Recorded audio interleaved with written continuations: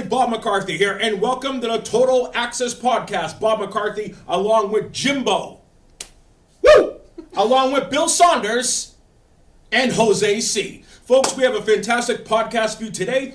Last time you saw us, we were talking about WrestleMania. It's in the history books. That's right. MetLife Stadium, incredible show. WrestleMania 35, headlined by the females. We're going to give a quick little recap here and talk about it. It was controversial. It was long. It was successful. There was a lot going into it. Jimbo, you were there personally. Yep, you were there live. Also, the Hall of Fame ceremony. We had the Hitman Bret Hart here. He got attacked, and hopefully the Hitman's doing better now. And hey, and we have our first match, okay? And Kofi, 7 titles changed hands. Kofi Kingston became the WWE champion. Becky Lynch became the women's unified champion of Raw and SmackDown. We got new tag team champions of the women's, the Iconics, Peyton Royce and Billie Kay. Lot going on. Billy, right off the bat, WrestleMania overall experience. What'd you think? Botchamania. That's the first thing I thought of after seeing it. I thought there was a lot of botches. I personally, I don't mind it being 8 hours long, but I thought the producing was definitely below par. I mean, even just thinking right now, there's nothing that really stood out where I was like, oh, I mean, obviously Thugonomics as a fan. What about Miz and Shane and the suplex and the falls down anywhere? I don't remember the ending. I can't even tell you the ending right now. You didn't see all those 6 bumps that Shane took and went flying all over the place? Jose, you saw it, right? I saw clips though of it, to be honest. Okay. But I thought it was decent, and I agree with Bill. It should have been shortened a bit, though. Yeah. To try to compress time and everything else. Jimbo, what'd you think? The Shane Miz thing where Miz suplexed Shane off the. It was a camera thing, and it wasn't that high. Like the camera probably made it look super high up. It wasn't that high, and you could see the crash pad. Like from when it started to then, it was huge, but the match was awesome. Yeah. Yeah. I thought it was really cool. And I like the way that Shane had Miz covered in the 3 count. Yeah, that was cool. I didn't even realize that. Yeah, that was good storytelling. I was just like, I was like, whoa, and all of a sudden the bell rang, and I was like, what happened?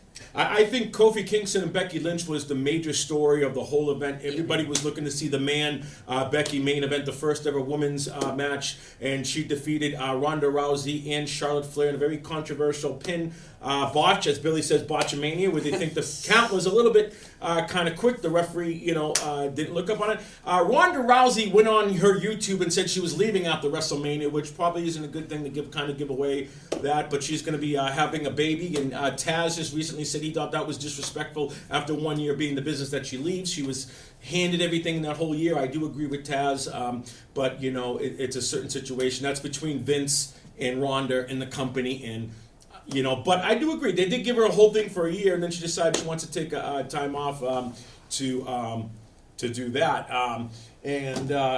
So what'd you think, Jimbo? I mean, but the Iconics, you like them? Oh yeah, I was fully expecting. I was expecting Banks and Bayley to retain. So I was like, I wanted the Iconics to win so bad, but I thought that they wouldn't. And then when they won, I was just so excited. Like they deserve it, but Banks and Bayley, I think they deserve it a bit more, but the Iconics, they're going to... And we're going to talk about that in the next segment. Yeah. We also had AJ Styles versus Randy Orton. We had the tag team, the Usos, retain their titles in a fatal 4-way. We also had the Raw tag team titles on the pre-show. Kurt Hawkins, the Cinderella story. I knew that Hawkins would win. How many losses was that? 169, they said? 269? Yeah, 269? 269. So on 270, he gets lucky and becomes a champion? Yeah. See, Sasha should take the Kurt Hawkins event. Do you think Kurt Hawkins complained? He probably smiled with his cane every time he went out there. Yeah. That is really the Cinderella story. I still can't believe he didn't lose it the next night. Right. Kurt Hawkins is still one half of the Raw Tag Team Champions with Zack Ryder. They collect these action figures.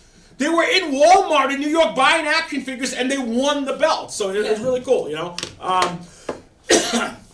also had NXT TakeOver, which was really incredible. Johnny Gargano won the NXT championship and he had to fend off against all the shot system that you like, the Undisputed Era, right?